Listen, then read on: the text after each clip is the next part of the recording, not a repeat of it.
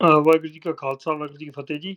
ਗੁਰਦੀਪ ਜੀ, ਮੈਂ ਤੁਹਾਨੂੰ ਨਾਲ ਲੱਗਾ ਕੋ-ਹੋਸਟ ਬਣਾਉਣ, ਤੇ ਪਲੀਜ਼ ਚੁੱਕਣਾ ਨਹੀਂ ਹੈਗਾ ਕਿਸੇ ਨੂੰ ਵੀ, ਪਰ ਆਪਾਂ ਕਿਉਂਕਿ ਰਿਕਾਰਡਿੰਗ ਕਰਨੀ ਆ।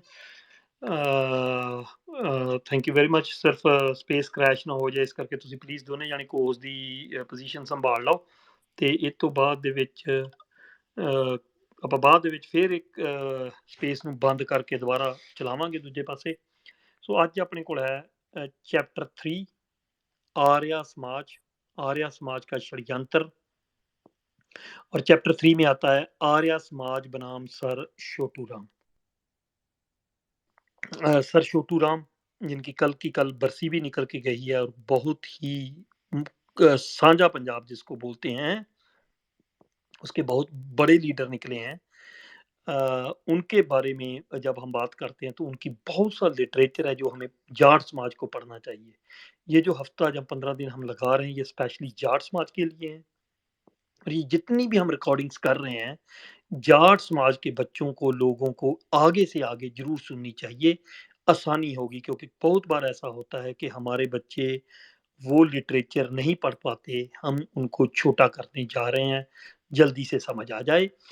आर्य समाज की असलियत को समझने के बाद थोड़ा सा मैं बैकग्राउंड दे दूं कि जैसे ही 1919 में कांग्रेस के अधिवेशन में सर छोटू राम, जिन्होंने के रोहतक में खुद भी कांग्रेस की स्थापना की थी, वो पहुंचते हैं, तो जैसे ही उन्होंने इन ब्राह्मण बनियों को ये कहते सुना कि जो किसान है वो टैक्स देना बंद कर दे, तो वो समझ गए। बहुत समझदार थे, क्योंकि वो गुरुकुल नहीं, सेंट स्टीफन स्कूल में पढ़े थे। गुरुकुल किसानों के बच्चों के लिए ये आर्य समाज ने खिलवाए थे, ताकि इन्हें धार्मिक बनाया जा सके, और अपने ब्राह्मण बनिए बच्चे जो थे वो अंग्रेजों के स्कूलों में पढ़ाकर इन पर ही ऑफिसर लगा रहे थे। पर वो खुद वकील थे और वहां से पढ़ के आए थे, तो उन्होंने समझ लिया कि पंजाब का जो कानून है और बाकी प्रदेशों के जो कानून है, उनके अनुसार अगर किसान या कोई भी और समुदाय टैक्स को रोकता है या टैक्स के किसी छोटे हिस्से को भी रोकता है, तो उसकी जमीन को जो है वो सरकार टेक ओवर कर लेगी और उसकी बाद में कुर्की कर देगी। तो वो समझ गए कि अगर किसानों ने टैक्स रोका तो डेफिनेटली सरकार उनकी जमीनें जब्त कर लेगी, और जब्त के बाद में उनकी नीलामी कुर्की कर दी जाएगी। तो उन्होंने वहां पर आवाज उठाई कि किसानों के साथ साथ जितने भी मिल मालिक हैं, कारखानेदार हैं, व्यापारी हैं, दुकानदार हैं, और स्टूडेंट जितने भी लोग हैं, गांधी जी इनको भी कहिए कि ये भी टैक्स रोक दें सरकार का। तो गांधी जी भड़क और कहने लगे, नहीं, वो कभी नहीं करेंगे, इसलिए हमने उनको नहीं कहना है। ये काम सिर्फ और सिर्फ किसानों ने करना है। और स्टूडेंट इस बात से जो हमारे सर छोटू राम या चौधरी छोटू राम थे, वो सारी साजिश को समझ गए कि व्यापारी और ब्राह्मण और बनिया धर्म में है, कारोबार में है। जब किसान अपनी जमीनों को अंग्रेज उनसे छीन रहे होंगे, तो ब्राह्मण बनिया अपने पैसे से वो कुर्की हो रही जमीनें खरीद हो रहे होंगे। तो वो जब वापस आए तो 3 दिन तक उन्होंने विचार इस पे विमर्श किया। बाद में उन्होंने कांग्रेस से रिजाइन कर दिया और खुद की पार्टी जो यूनियनिस्ट पार्टी थी वो उसका गठन किया। प्लस किसानों को बड़े भाग को उन्होंने समझाने में कामयाब हो गए कि ये ब्राह्मण बनियों का षड्यंत्र है तुम्हारी जमीनें लूटने का। इससे अगर तुम लोग बच गए तो बच जाओगे, नहीं तो कभी नहीं बच पाओगे। और इसमें जो आर्य समाज की भूमिका थी कांग्रेस के साथ मिलकर, वो भी वो समझ गए कि आर्य समाज, कांग्रेस, ये सारा का सारा ब्राह्मणवादी जाल जो हम किसान कबीलाई समाज के पर फेंका गया है, इसका हम कैसे शिकार हो गए हैं। तो उनका जो आर्य समाज और कांग्रेस दोनों से मोह भंग हो गया। और इसके साथ ही आज हम स्टार्ट करते हैं next chapter, chapter 3, Arya Samaj बनाम सर छोटू राम। आर्य समाज की असलियत को समझने के बाद चौधरी छोटू राम के लिए यह चैलेंज उपस्थित हुआ कि अब इस असलियत को अपनी भोली जाट कौम को और पिछड़ा समाज को कैसे समझाया जाए। सर छोटू राम के लिए सबसे बड़ी प्रॉब्लम ये थी कि वो जाट समाज जो कि बहुत भोला है, उसको कैसे समझाना है, और जो दूसरा समाज है किसान कबीलाई समाज जिसमें गुर्जर, सैनी, कंबोज, लुबाना, खत्री ये सब आते हैं, इनको कैसे समझाना है, ये उनकी सबसे बड़ी प्रॉब्लम आ गई, क्योंकि समाज का सबसे अधिक प्रभाव जाटों में ही था। चौधरी छोटू राम के गृह क्षेत्र रोहतक जिले में 227,089, ये बिल्कुल डाटा है हमारे पास।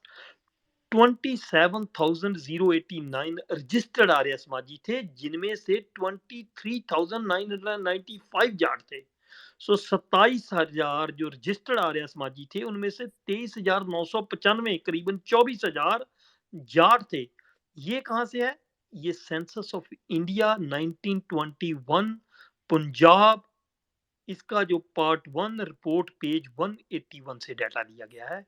इसे प्लीज पढ़ना होगा, उससे पता चलेगा कि रोहतक जिले में टोटल 27,000 और 89 रजिस्टर्ड आर्य समाजी थे, जिनमें से करीबन करीबन 23,995 जाट थे। इस हालात से अधिक मुखर होकर आर्य समाज की असलियत का खुलासा करना राजनीतिक दृष्टि से उचित नहीं था। ये उनकी सबसे बड़ी प्रॉब्लम थी कि जिस समाज को वो समझाना चाहते थे और जिस षड्यंत्र के खिलाफ समझाना चाहते थे, वो तो सब आर्य समाजी हो चुके थे। तो इनके लिए अगर वो उनको सीधा बोलते कि भाई तुम्हारे साथ ये धोखा हो रहा है, तो ये जो ब्राह्मण बनी है उन जाटों को सर छोटू राम के खिलाफ ही भड़का देते, और सर छोटू राम के खिलाफ भड़का के उनका राजनीतिक या दूरदर्शी जो कैरियर था वो खराब कर देते। ये हुआ भी है, जो आगे हमें पढ़ने में आएगा। इसके अलावा सन 1920 में हुए पंजाब लेजिस्लेटिव काउंसिल के खिलाफ चुनाव में चौधरी छोटू राम अपने प्रतिद्वंदी रिसालदार स्वरूप सिंह से 22 वोटों से हार गए। ध्यान से नाम सुने, चौधरी छोटू राम का जो असली नाम था वो रिछपाल सिंह था। लोगों को नहीं पता उनका असली नाम जो था वो ये सब सिखों के बच्चे थे, जिनको वो दयानंद सरस्वती ने सिख समाज से तोड़कर जाट देवता के नाम पर आर्य समाज में दाखिल कर दिया था। जैसे कि आज भी हमारे बहुत से समाजों को सिख धर्म से तोड़कर उनका शिकार किया जा रहा है, बिल्कुल वैसा षड्यंत्र तब ये जाट समाज के साथ हुआ था। और ये जो बंदा स्वरूप सिंह था, ये जीत गया था चौधरी छोटू राम से। तो ये हमने सारी बातें जो है सबूतों के सहित अगर हम पढ़ेंगे, तो इससे हमें पता चल जाएगा कि कैसे ये सारे का सारी साजिश जो चल रही थी जाटों के खिलाफ, वो कैसे हो रही थी। चौधरी छोटू राम ने 9 नवंबर 1920 को कांग्रेस छोड़ी, और यह चुनाव दिसंबर 1920 को हुआ था। सो 1 महीना था उनके पास तैयारी करने का, वो तैयारी की उन्होंने बहुत सी, पर फिर भी वो 22 वोट से हार गए।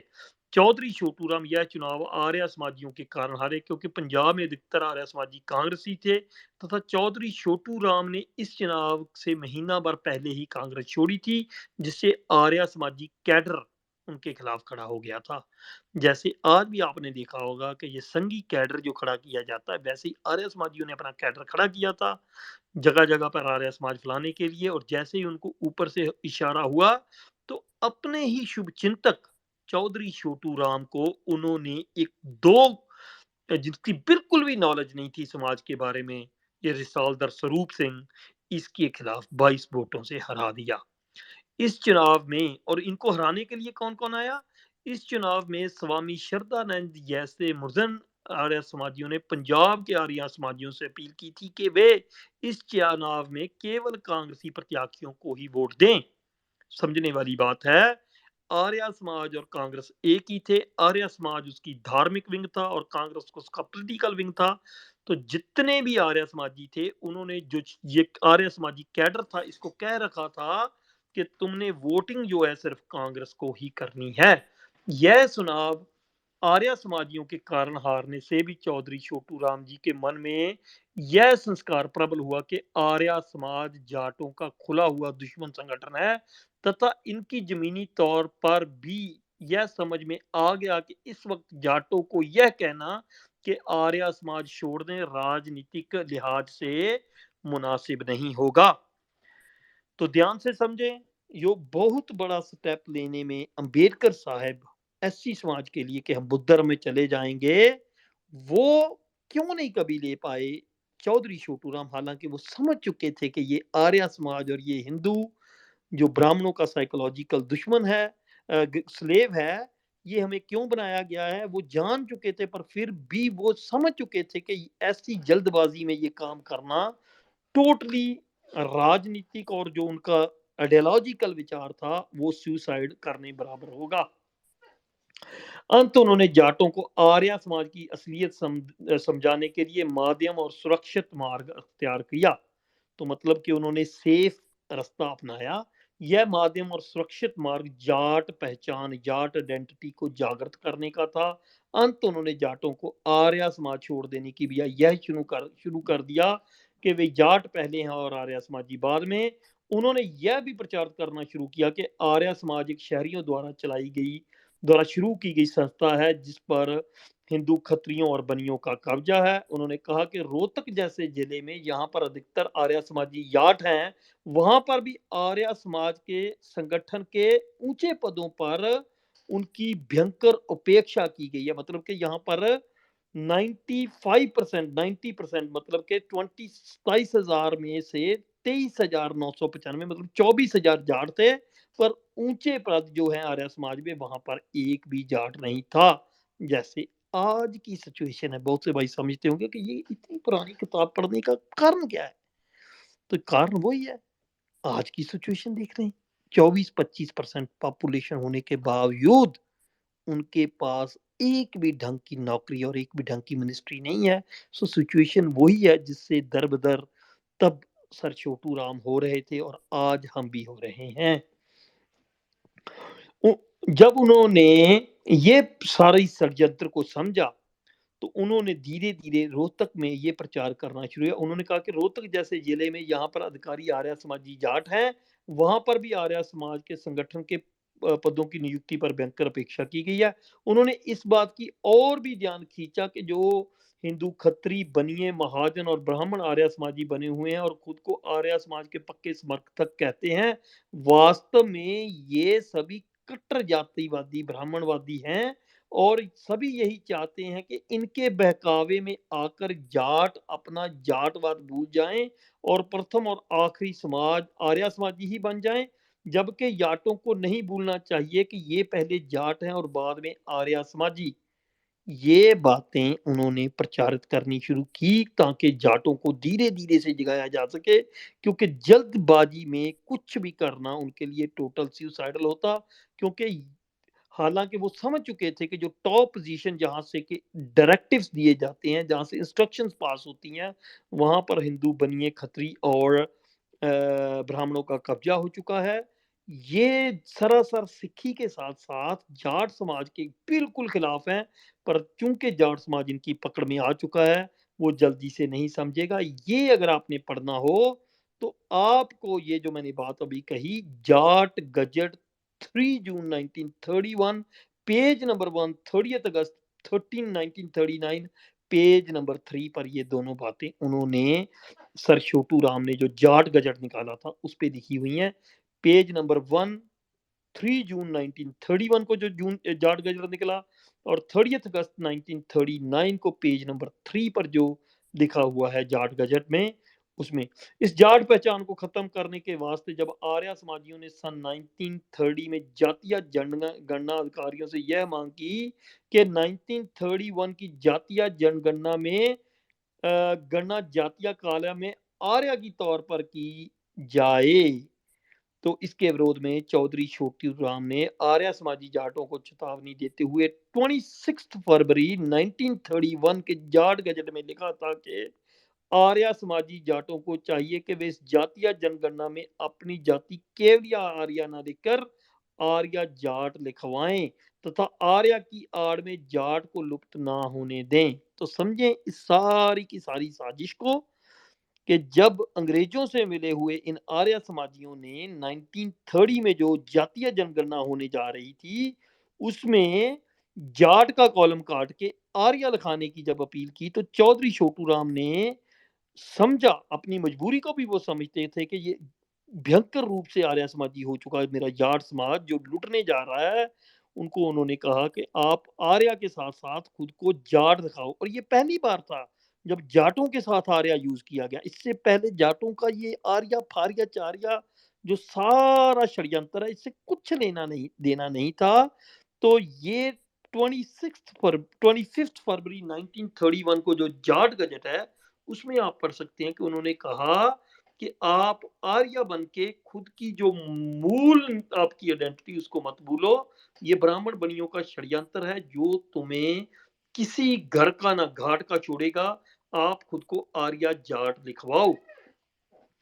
जाट पहचान को अधिक ठोस बनाने के लिए उन्होंने गोलमेज सम्मेलन में जाट प्रतिनिधित्व की मांग की थी। जो गोलमेज कॉन्फ्रेंस हुई थी जिसमें गांधी, अंबेडकर और सभी लोग शामिल हुए थे, उसमें जाट पहचान को और अधिक स्ट्रॉन्ग करने के लिए उन्होंने भी मांग की थी। ये बात भी लिखी हुई है जाट गजट के 15 जुलाई 1931 को पेज नंबर 1। और सन 1933 में पंजाब काउंसिल में जाटों के लिए अल्पसंख्यक का दर्जा की मांग की थी। ये संदर्भ है PLCD 2 2 मार्च 1933, जो वो मिंट बनता है पेज नंबर 559, और 17 मार्च 1933 पेज नंबर 60। तो इन्हें समझते हुए हमें समझना होगा कि आर्य समाज और ब्राह्मणों के लोगों को गुलाम बनाने का जो षड्यंत्र था, इसको चौधरी छोटू राम, सर छोटू राम बिल्कुल समझ गए थे, पर उनकी कुछ मजबूरियां थी, क्योंकि उनका समाज जहां से रोहतक से वो आते थे भयंकर रूप से षड्यंत्र में डूब चुका था। इसी तरह उन्होंने धीरे धीरे आर्य समाज के अंदर जाट पहचान, जाट आइडेंटिटी को बार कर पंजाब में आर्य समाज के असल चरित्र को उद्घाटन करना शुरू किया। आर्य समाज के भीतर हो रहे इस जाट ध्रुवीकरण से घबराकर शहरी आर्य समाजियों ने भी इस जाट ध्रुवीकरण की तीव्र निंदा शुरू कर दी, जिसका फायदा भी चौधरी शिवटू राम को मिला। जब उन्होंने जाटों को उठाया कि तुम्हारा तो कुछ भी आर्य समाज में नहीं है, तो जाट जो थे जब जागने लगे, तो जितने भी ये शहरी ब्राह्मण और बनिए थे, इन्होंने जब इसका विरोध किया तो फिर जाटों को समझ आने लगी कि बिल्कुल सर छोटू राम जो बात कह रहे हैं वो बिल्कुल सही है। उन्होंने जाटों को ऐसे निंदकों के नाम और बयान भी अपने अखबार जाट गजल में छापने शुरू किए, जिससे जाटों में और अधिक जागृति आई। जो ये ब्राह्मण बनिए सोचते थे या लिखते थे अपनी किताबों में, वो उन्होंने जाट गजट में छापनी शुरू कर दी, ताकि जाट समाज तेजी से जाग जाए। आर्य समाज के एक बड़े नेता भाई परमानंद एक ऐसे ही जाट विरोधी आर्य समाजी थे। संदर्भ जाट गजट 27 मार्च 1931 पेज नंबर 3। जाट गजट जो 27 मार्च 1931 को सर छोटू राम ने प्रिंट किया था, उसको पढ़ें तो आपको क्लियर कट पता चल जाएगा कि ये जो बड़े नेता आर्य समाज के भाई परमानंद थे, ये कितने ज्यादा बड़े जाट विरोधी थे। इस तरह चौधरी छोटू राम ने पंजाब में आर्य समाज के दो भागों में शहरी और ग्रामीण को बिल्कुल साइफर कर लिया। आर्य समाज की ताकत जो थी उसको पकड़ने लगे, जिसका परिणाम यह रहा कि फिर से जब तक जीवित रहे कभी चुनाव नहीं हारे। वो जो पहला चुनाव हारे तो हारे, पर उसके बाद अपने समाज को कम से कम उन्होंने उस सिचुएशन पे ले आए जहां पर चौधरी छोटू राम या सर छोटू राम है एक भी उसके बाद चुनाव नहीं हारे। और सन 1937 के बाद तो वो पंजाब के सबसे ताकतवर नेता राजनेता बन गए। 1937 के बाद सर छोटू राम जब तक के ये जो महात्मा गांधी के भेजे हुए एजेंट उधर से नहीं आए, तब तक वो सबसे बड़े राजनेता पंजाब के बन गए। और पंजाब के हकों की या पंजाब के किसान कबीलाइयों की हकों की जितनी ताकत से मॉडर्न इरा में बात सर छोटू राम ने रखी है, मुझे नहीं लगता। उन्होंने एक कानून पास करवा दिया था, ये भी शायद इस यहाँ पर कहीं मेंशन हो, पर उन्होंने एक कानून पास करवा दिया था। इतने ताकतवर नेता बन गए थे कि अगर किसी किसान से मजबूरी में कर्जा नहीं दिया जा सकता तो आप उसकी जमीन कुर्क नहीं कर सकते। जैसे इन कंट्रियों में कानून है कि अगर जमीन प्लेज नहीं है तो जमीन कुर्क नहीं कर सकते। आपने अगर लोन दिया है तो उसकी हैसियत देख कर लोन देना है।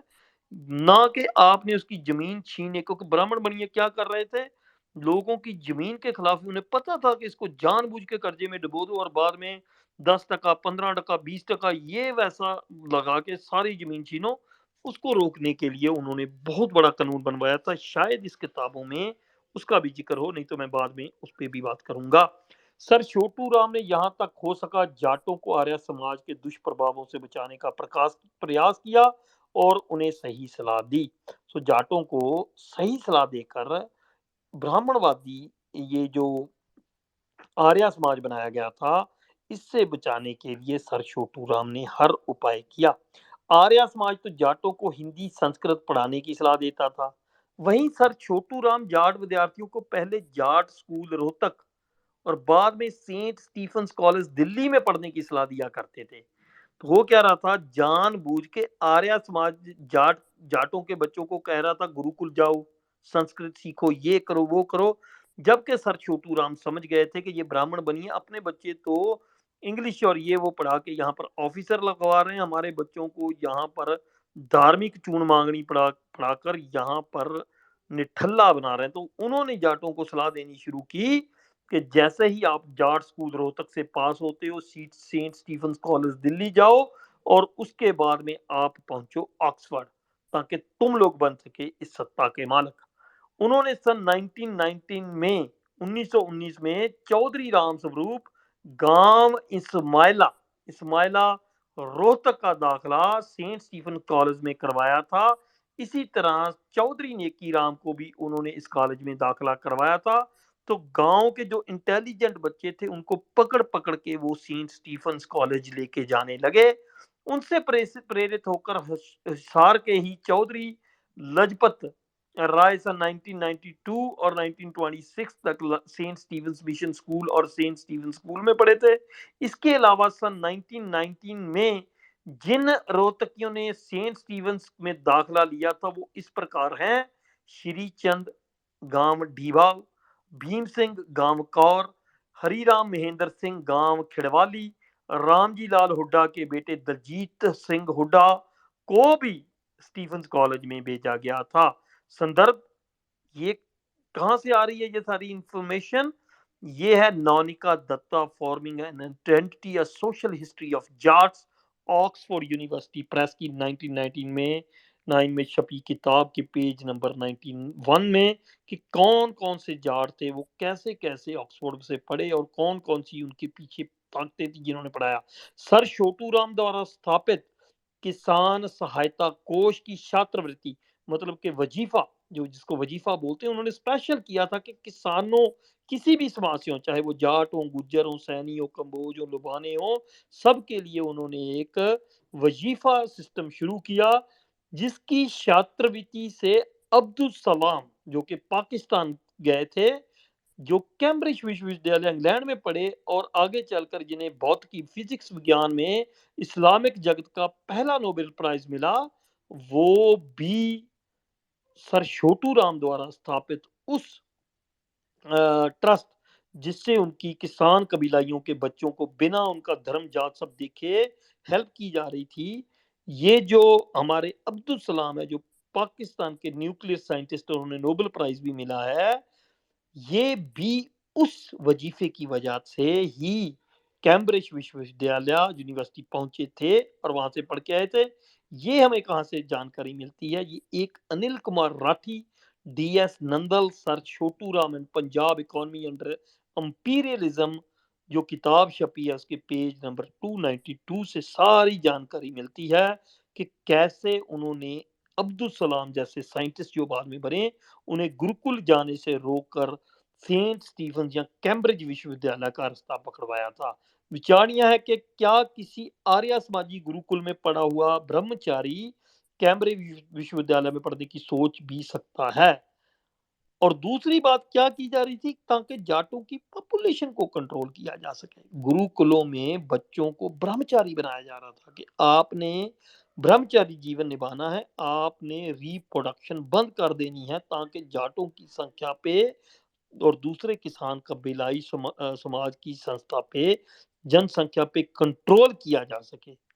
इनमें से एक भी बंदा किसी भी अच्छे पद पर कभी नहीं पहुंच सका जो कि इन आर्य समाजियों के द्वारा बनाए गए गुरुकुलों में से निकले थे। अंग्रेजी हुकूमत में सरकारी नौकरियों के बारे में आर्य समाजों की यह राय थी कि जाटों को अपनी देशभक्ति की परंपरा को ध्यान में रखकर सरकारी नौकरियों से बचना चाहिए। एक तरफ यहाँ पर ब्राह्मण बनियों के इन्हीं आर्य समाजी ब्राह्मण बनियों के बच्चे बड़ी बड़ी नौकरियां कर रहे थे। वो जाटों को ये सलाह दे रहे थे आर्य समाजी कि देशभक्ति को सामने रखो और नौकरियां मत करो। वहीं दूसरी ओर जब सर छोटू राम इस साजिश को समझे तो उन्होंने जाटों को अधिक से अधिक सरकारी नौकरियों पर काबिज होने की सलाह दी और उसके लिए वे देहाती विद्यार्थियों की मदद भी किया करते थे। जितने भी गांव के स्टूडेंट हुआ करते थे सर छोटू राम उनकी पूरी मदद करते थे कि ये जो आर्य समाजी अपने बच्चों को तो ऑफिसर बना रहे हैं पर तुम्हें गुरुकुल में पढ़ाकर ये कह रहे हैं कि देशभक्ति करो पर अंग्रेजों की नौकरी मत करो, जबकि इनके बच्चे तो वहां पर नौकरी कर पे तुम पे मालिक बन रहे हैं। तो आर्य समाज की इस षड्यंत्र के खिलाफ ज्यादा से ज्यादा नौकरियां पकड़ने की सलाह भी सर छोटू राम ने ही दी थी। और सर छोटू राम जो आम गांव के लोग थे उनको बच्चे थे उनको अपने साथ रखकर सहायता भी करते थे।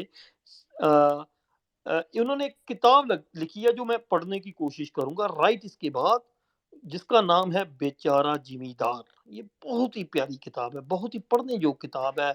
जिस भी हरियाणा के जहाँ हरियाणा जहाँ हमारे यूपी के जाट समुदाय जहाँ राजस्थान के जाट समुदाय ने ये किताब नहीं पढ़ी तो इसका मतलब है उसने जिंदगी में कुछ नहीं पढ़ा। चाहे आप फिजिक्स की किताबें पढ़ो, केमिस्ट्री की किताबें पढ़ो, रामायण देखो, महाभारत देखो, पर सबसे पहले ये किताब पढ़ो, सर छोटू राम की बेचारा जिमीदार। बहुत ही उल्लेखनीय किताब है। अगर आप जाट गजट जो कि एक बड़ी कलेक्शन है उनकी, वो नहीं भी पढ़ सकते, पढ़नी तो वो भी चाहिए पर नहीं भी पढ़ सकते तो आपको ये किताब बेचारा जिमीदार जरूर पढ़नी चाहिए। तो उसमें उसने लिखा, साधारण लोग नाक मुंह चकड़ा कर कहते हैं कि नौकरी तो दास्तां का प्रतीक है और इसकी इच्छा करने वाला दास प्रवृत्ति से ग्रस्त गिना जाता है। क्योंकि ये बातें कौन बता रहा था? आर्य समाजी ने कह रहे थे कि नौकरी नहीं करनी है, पर इनका नाक बहुत जड़ाना केवल एक बनावटी कार्य है। जब इनके अपने मित्रों को नौकरी की आवश्यकता पड़ती है तो ये लोग ही सरकारी कर्मचारियों के पीछे मारे मारे फिरते हैं। मतलब उनका कहने का मतलब ये था कि जब भी मैं जाट समाज के लोगों को कहता हूं कि तुम्हारे बच्चों को बड़े बड़े ऑफिसर लगना चाहिए तो आर्य समाज की सिखलाई की वजह से ये मुझे कह देते हैं कि हमने नौकरी नहीं करनी क्योंकि ये तो दास्तां का प्रतीक है। पर जब इन्हीं किसान कबीलाइयों को जरूरत पड़ती है किसी भी सरकारी संगठन की तो ये पीछे पीछे फिरते हैं उन सरकारी अफसरों के जिन ऑफिसरों की जगह पे इनके खुद के बच्चे ऑफिसर बन के बैठ सकते थे। तो ये वो समझाने की कोशिश कर रहे थे कि ये हो कैसे रहा है, आरसमा जी तुम्हें क्यों कर रहे हैं। तो इसकी वह जब वो पीछे पीछे मारे मारे फिरा करते थे उनकी वह लज्जाजनक चटुकारिता करते हैं कि जिम्मेदार तो ऐसी बात सोच भी नहीं सकता। जब उन्हें जाके वहां पर बड़े बड़े ऑफिसरों की इन किसान कबीलाइयों को चटुकारिता करनी पड़ती थी कि साहब मेरा ये काम करवा दें, साहब मेरा वो काम करवा दें, तो इससे सर छोटू राम बहुत परेशान हुआ करते थे कि जब मैं इन्हें कहता हूं कि अपने बच्चों को नौकरी करवाओ तो ये ब्राह्मण बनियों के बहकावे में आकर खुद के बच्चों को कहते हैं कि नहीं नौकरी नहीं करनी, ये दास्ता का प्रतीक है, तुम्हारे पास जमीन है। पर जब ब्राह्मण बनियों के बच्चे ऑफिसर बन के वहां पर आते हैं तो छोटे से छोटा काम करवाने के लिए भी उनके आगे पीछे घूमते देखकर किसान कबीलाइयों को इन्हें बहुत दुख हुआ करता था। आज भी हालात वही हैं। अगर आप ध्यान से देखें तो आज भी किसान कबीलाई अच्छी ढंग की नौकरियों पर नहीं है, हालांकि उनकी पॉपुलेशन बहुत ज्यादा है, फिर भी वो ढंग की नौकरियों पर नहीं है। इसी वजह से उन्हें ये जो ऑफिसर हैं दूसरी कम्युनिटीज के बने हुए किसान कबीलाइयों को ब्राह्मण बनियों के मिन्नत तरले करने पड़ रहे हैं। उन्होंने सरकार से जमींदारों, हरियाणा पंजाब के किसानों को जमींदार कहा जाता है, कि बच्चों के लिए नौकरियों में आरक्षण लागू किए जाने की भी की मांग की थी।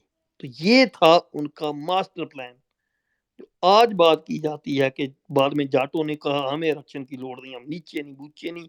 आज उनके बच्चों को देश छोड़-छोड़ के भागना पड़ रहा है, या फिर वहाँ पर हालात जो हैं वो बहुत तरसयोग हैं।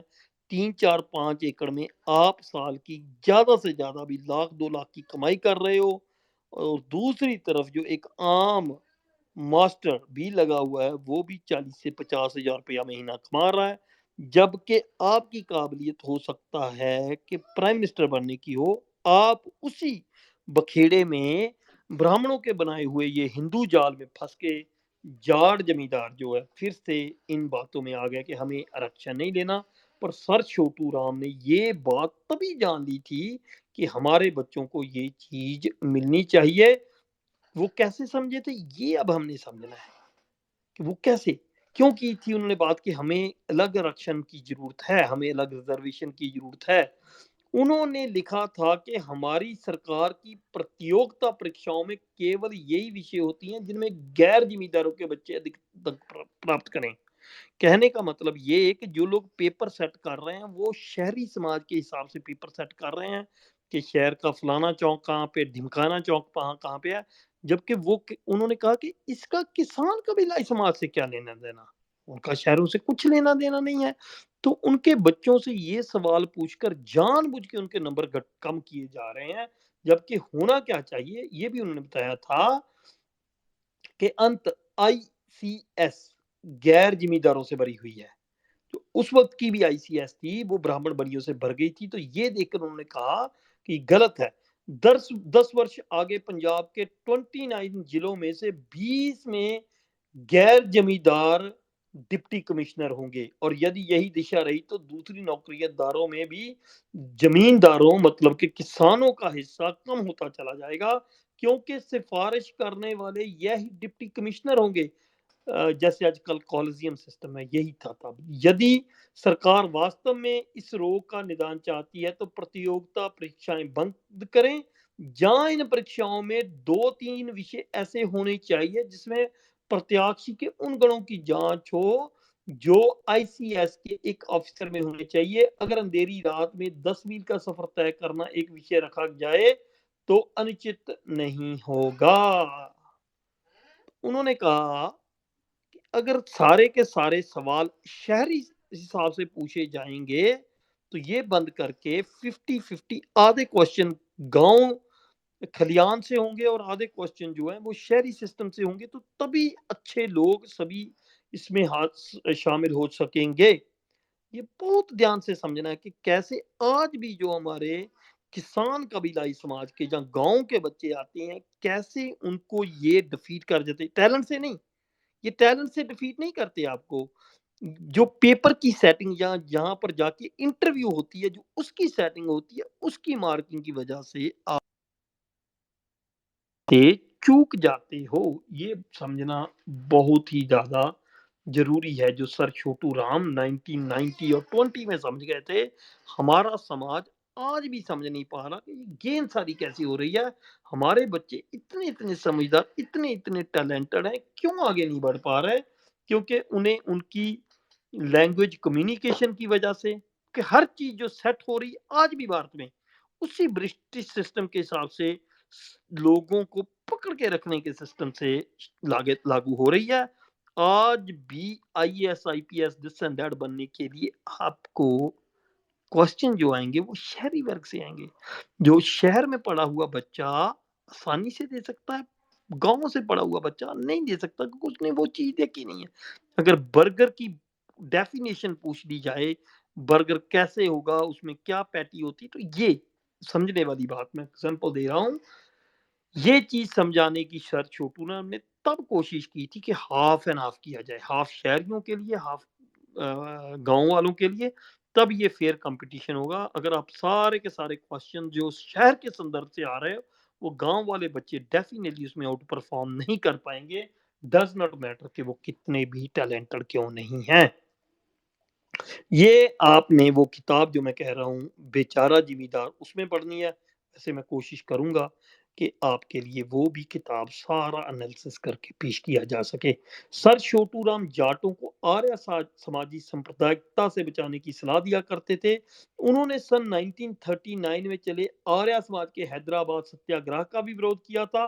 5 जुलाई 1939 के जाट गजट में उन्होंने पहले पृष्ठ पर लिखा था कि मैंने जाट भाइयों को सलाह दी थी कि वे हैदराबाद सत्याग्रह का हिस्सा ना लें। जो गांधी सत्याग्रह और ये आर्य समाजी उसके साथ मिलकर ये सारा षड्यंत्र कर रहे थे, उसके विरोध में अब उन्होंने खुल के लिखना शुरू कर दिया था, जिसका सबूत हमें 5 जुलाई 1939 को जाट गजट में लिखे हुए उनके लेख से मिलता है। मैं अपनी राजनीति के 25 साल के तजुर्बे पर अपने जाट भाइयों को सिवाय इसकी और सलाह देने के लिए तैयार नहीं जो मैं अब से पहले दे चुका हूं, लेकिन जो भाई मुझ पर भरोसा रखते हैं उनको चाहिए कि मेरे इशारे पर अमल करें और हैदराबाद सत्याग्रह का हिस्सा ना लें।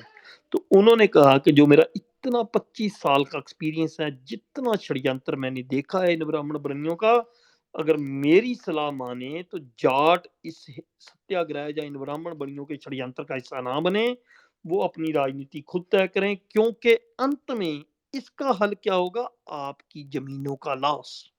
आपकी जमीनें, जल जंगल जमीनें जो हैं वो ब्राह्मण बनिए के हाथ में जाएंगी। ये सर छोटू राम साइफर कर चुके थे। हैदराबाद सत्याग्रह पर सर छोटू राम के रुख के विरोध में 27 जून 1939 को पंडित श्री राम शर्मा द्वारा प्रकाशित हरियाणा तिलक अखबार के पन्ना 7 पर किन्हीं आर्य समाजी लेखक महावीर सिंह का एक लेखा लिखा था। तो क्या ये पेपर जो था, तो वो देखिए ध्यान से, वो पंडित श्री राम शर्मा का था। वहां पर उसने ये बंदा हायर कर रखा था। नाम क्या था? लेखक महावीर। एक तरफ रशपाल सिंह है, उसका विरोध करने के लिए महावीर सिंह को रखा हुआ है। इस लेख का क्या लेख लिखवाया था उससे? इस लेख का शीर्षक था चौधरी छोटू राम के आर्य समाजी होने पर संदेह। ये लेखक लिखते हैं कि आंध्रवेल के स्वयं आर्य समाजी होने का दावा किया और आर्य समाजी होते हुए हैदराबाद सत्याग्रह का विरोध किया है। सत्य यह है कि आनरेबल महोदया के आर्य समाजी होने पर भी संदेह किया जा सकता है। ये क्यों किया जा रहा था? ताकि उनको वोटों में हराया जा सके, पर वो कभी नहीं हारे। और इसकी बहुत बड़ी बारी दलील हमारे पास मौजूद है। आप शायद ही कभी नियम पूर्वक संध्या हवन करते हैं। जो आर्य समाज के, जिनका जाटों से कुछ हवनों शवनों का जाटों से कुछ लेना देना नहीं, पर उनको प्रेशराइज किया गया कि आप संध्या हवन करें, आर्य समाजों के नियमों पर शायद ही अमल हो। जैसा कि प्रत्यक्ष है कि आर्य सर्वदेशिक सभा के निर्णय के बावजूद उन्होंने सत्याग्रह का विरोध किया है। तो ये जो बंदा महावीर था, जो कि पंडित श्री राम शर्मा की जो प्रेस थी, उसमें क्या नाम था उस प्रेस का, जो अखबार निकलती, हरियाणा तिलक। तो इसमें ये लेख लिख के ये बताया इसने कि ये पहले ही हरियाणा वाली साजिश पहले शुरू हो चुकी थी। जो लोग नहीं समझते, ये हरियाणा तिलक करके अखबार निकालनी शुरू पहले हो चुकी थी। इसमें वो बंदा महावीर सिंह जो है वो लेख लिखता है कि ये आर्य समाजी नहीं है, ये है, वो है। इसने कैसे उसका विरोध कर दिया सत्याग्रह का, जबकि सर छोटूराम जानते थे कि ये वो सत्याग्रह सिर्फ और सिर्फ किसान कबीलाइयों की जमीन छीनने के ही स्टंट है। सभा और सोसाइटी का अनुशासन भी कोई चीज होता है, परंतु मालूम होता है कि वह आर्य समाज को संगठन और नियमों में बंधना और उन पर अमल नहीं करना चाहते। इसके बहुत से उदाहरण हमारे पास मौजूद हैं। तो वो जो महावीर सिंह था, शर्मा जी का नौकर, उसने काफी जहर उगला सर छोटू राम जैसे अच्छे विचारक के खिलाफ। आर्य समाज से वैचारिक भिन्नता के इसी क्रम में चौधरी छोटू राम संविधानिक सुधारों के पक्षधर थे, और जबकि आर्य समाजी संविधानिक सुधारों के खिलाफ थे। सुनने वाली गल है, बहुत ही इंपॉर्टेंट बात है। ये बात समझ गए अगर आप लोग, तो सब समझ जाएंगे कि सर छोटू राम जी थे, वो चाहते थे कि हमारा समाज जो है उसके पास संवैधानिक राइट्स हों, पर आर्य समाजी उन संवैधानिक जो राइट्स थे उनके खिलाफ थे। 30 अक्टूबर 1928 में जब साइमन कमीशन दलित पछड़ों को अवसर अधिकार देने के लिए अपनी रिपोर्ट तैयार करने के वास्ते लाहौर आया था, तो लाला लाजपत राय जैसे जातिवादी आर्य समाजी उसे काले झंडे दिखा रहे थे, जबकि सर छोटूराम मंगोवालिया जी जो एससी समाज से आते हैं, ये सब कह रहे थे कि अगर वो यहाँ पर रिपोर्ट तैयार करने आया तो उसमें प्रॉब्लम क्या है। ठीक है। जब सर छोटूराम पंजाब सरकार की ओर से इस कमीशन के स्वागत के लिए बनाई गई स्वागत कमेटी के अध्यक्ष भी थे, और वे साइमन साहब के गले में पुष्पहार पहना रहे थे। संदर्भ ये कहां से हमें मिलता है? राम सिंह जाखड़, राय साहब बहादुर, सर छोटू राम, दीर्घ दर्शन 1991 पेज नंबर 77, उससे कि ये जो साइमन कमीशन जो क्या करने आया था, दलित और पछड़ा वर्ग की जातीय जनगणना जो जिसकी आज भी हम कर रहे हैं, वो साइमन कमीशन जिसे के बारे में पढ़ाया गया कि Simon commission go back this and that, कर क्या रहा था? वो ब्राह्मणों द्वारा तैयार की गई ये जाति व्यवस्था को तोड़ने जा रहा था। आज पंजाब, हरियाणा, राजस्थान में सबको पढ़ा दिया गया, स्टेट के मीडिया की तरफ से या स्टेट की किताबों की तरफ से, कि लाला लाजपत राय बहुत बड़ा देशभक्त था। नहीं, देशभक्त नहीं था, वो चोर था। उसने हमारे बच्चों को तब भी बहका दिया था, भगत सिंह जैसों को। वो क्या कर रहा था? वो चाहता नहीं था कि इनकी जातीय जनगणना हो, जाट समाज की जातीय जनगणना हो, सैनी समाज इनकी, क्योंकि साइमन कमीशन क्या चाह रहा था कि इन सबको उस हिसाब से पार्लियामेंट में हिस्सेदारी मिले। अब अगर आप लोग समझें तो जो आज जातीय जनगणना की हम बात कर रहे हैं, यही करने आया था साइमन कमीशन। और उसमें हमारे जितने भी मंगूराम मंगोवालिया और जितने भी हमारे ओबीसी, आज का ओबीसी एससी एसटी है, उनके सभी नेताओं ने उसका समर्थन किया था कि ये होनी चाहिए, जबकि ये जो बनिए थे या ब्राह्मण थे, इन्होंने उसका विरोध किया था, और हमारे ही आर्य समाजी हो चुके जाटों के बच्चों से करवाया था। जबकि वो तो जाट समाज को, सैनी समाज को, हमारा जो आज का चमार बरादरी जिसको रिप्रेजेंट मंगू वालिया साहब कर रहे थे, उनको, भंगी समाज को, इन सबको अधिक अधिकार देना चाह रहे थे। पर आपको पता ही है फिर उसका एंड क्या हुआ। ये मैं अपने आप से नहीं कह रहा, ये आप सब किताबें पढ़े फिर आपको पता चल जाएगा। सर छोटू राम की सहमति में दलित मसीहा बाबा साहब डॉक्टर भीमराव अंबेडकर ने भी पूरे भारत के दलितों को साइमन कमीशन का स्वागत करने की सलाह दी थी। और ध्यान से सुनने वाली बात है कि साहब श्री बाबा साहब अंबेडकर जी ने भी इस बात को पकड़ लिया था कि साइमन कमीशन अगर ये रिपोर्ट बना के दे जाएगा तो इससे इन OBC, SC, ST, Jat, Gujjar, Saini, Lubana, Kamboj, ये सारे समाजों को फायदा होगा। तो उन्होंने भी कहा था कि दलित और दूसरा पछड़ा समाज सर छोटू राम का साथ दे। ये कहां पर आता है? संदर्भ शील प्रिय बौद्ध, पूना पैक्ट क्यों। ये किताब जो है, पूना पैक्ट क्यों, क्या और किसके लिए, ये पेज नंबर 40 पे आता है। ये शील प्रिया बौद्ध की किताब, पूना पैक्ट क्यों, क्या और किसके लिए, इसके पेज नंबर 40 पे इसका भी जिक्र आता है। निष्कर्ष, उपरोक्त चर्चा से यह स्पष्ट होता है कि सर छोटू राम अपने मध्य मार्गी तरीकों से पंजाब की पछड़ी जातियों को आर्य समाज की प्रतिक्रांति से बचाना चाहते थे, और इसके लिए वे उस समय के हालातों के अनुसार जितना कुछ कर सकते थे और कर भी रहे थे। सन 1942 के बाद से जो जबकि आज के राजनीतिक कैरियर के शीर्ष पर थे, आर्य समाज की खुलकर आलोचना भी करने लगे। जब वो बिल्कुल इस बात के लिए सेफ हो गए कि अब मुझे राजनीतिक खतरा नहीं रहेगा क्योंकि लोग मेरी आवाज दबा नहीं पाएंगे, तो वो खुलकर आर्य समाज के विरोध में आ गए।